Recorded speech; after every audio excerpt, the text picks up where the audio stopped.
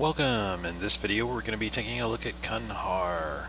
He is an epic grade debuffer class Elune.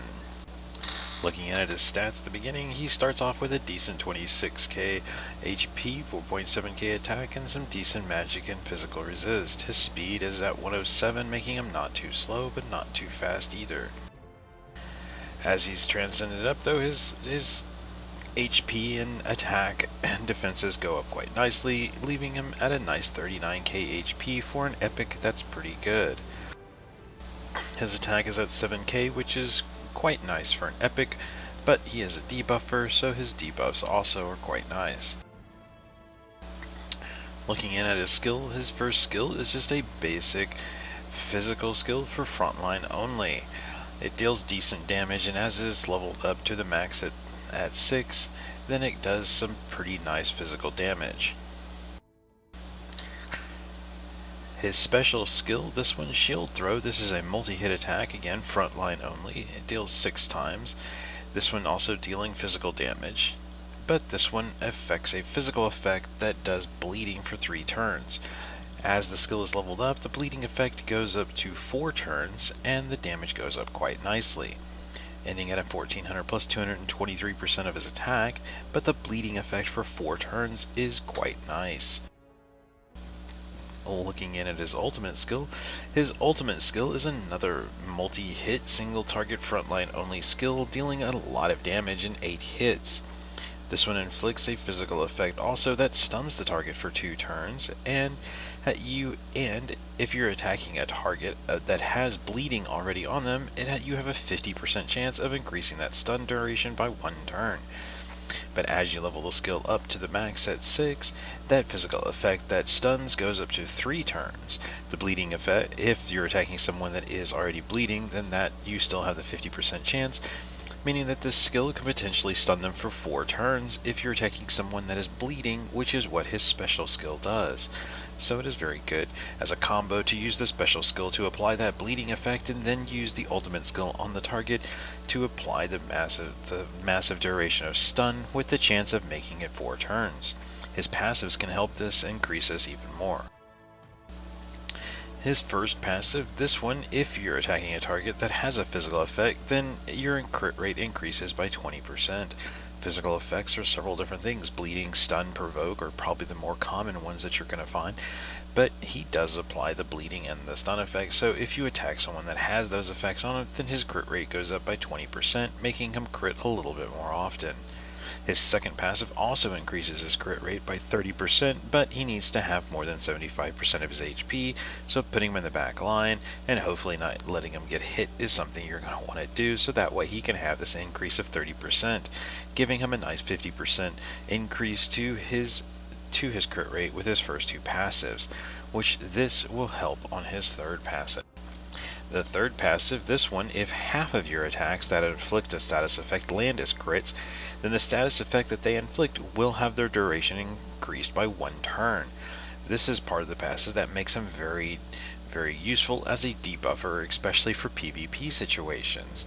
It also helps with the bleeding effects that you land on bosses, and the stun effects that you can land on bosses to help CC, but he is quite good for other stuff.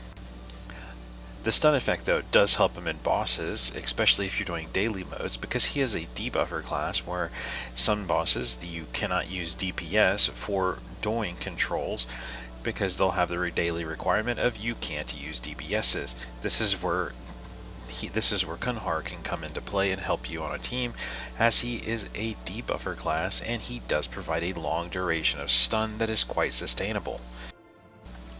The reason this passive does help too is this one increases by 1 turn. This means that when you use the special skill, if at least 3 of the 6 hits land as crits, then the duration of the bleeding extends to 4 turns. This is quite nice as it gives you a longer duration of bleeding effect, but the ultimate skill is really where it helps, because if at least 4 of the 8 attacks land as crits, it could be 4, 5, 6, 7, or 8 of them, but as long as at least 4 of them land as crits, then it increases the duration. While the stun duration is already up to a nice 3 turns anyway when you max out the skill, and you have a chance that if they're bleeding that the duration will go up to 4 turns. Well, with the passive, and you land at least 4 of them as crits, this makes the stun duration go up to a very high 5 turn duration. So if you're doing that with him, then that means you can essentially get a 5 turn stun onto an enemy. So for bosses that you're trying to CC and control, a 5 turn stun is very nice. It can essentially mean that the boss will not move for a very long time. This makes Kunhar very effective as a CC, especially for bosses, but also in PvP.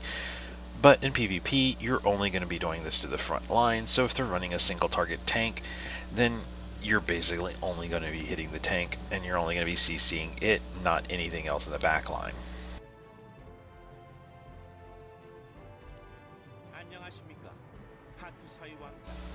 As far as the skill gem effects go of Kunhar, the first skill has a 5% chance to seal the target for 1 turn. This is not too bad, as it does provide a seal on the target, but it does make the skill have a little bit more of a use to it, because it does apply a debuff to the target. Going with this one, it does help him too because it is orange, so you can go the red, red, orange to give him that nice extra effect. His second skill, the red, red, orange, also is a 5% chance to restrain the target for 1 turn. This is a very low chance, and it's on these attacks, especially because these are debuffing skills, that you're going to want probably to have that higher crit rate, so going with full orange on him to increase the crit rate as much as you can with this skill to make sure you land those crits to get that increased duration might be something you'd want to consider instead. The same thing goes for his ultimate skill, skill gem effects, which is a 10% chance of reducing their physical defense by 10% for 2 turns. The reduction in physical defense by 10% isn't a lot, so going with a full just orange, orange, orange set on here would not be bad. However, since the recommended or one to get the ability is red, orange, orange, you're already at 2 of the 3 anyway as orange. So if you prefer to go ahead and go with the red one there instead of the last orange in the slot, then you can still have the 10% chance of reducing their physical defense for 2 turns, as well as having still a high chance of landing those crits with at least 2 of the orange skill gems already in there. So in the last ultimate skill, it is kind of up to you if you want to have that chance, or if you want to just really start increasing your chance of landing crits by going full orange. But going with the red in this slot would be a viable option for him.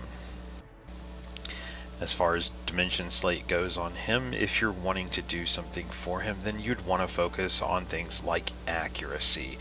That is something you're going to want to do, as he is a debuffer and he is going to need to land those debuffs.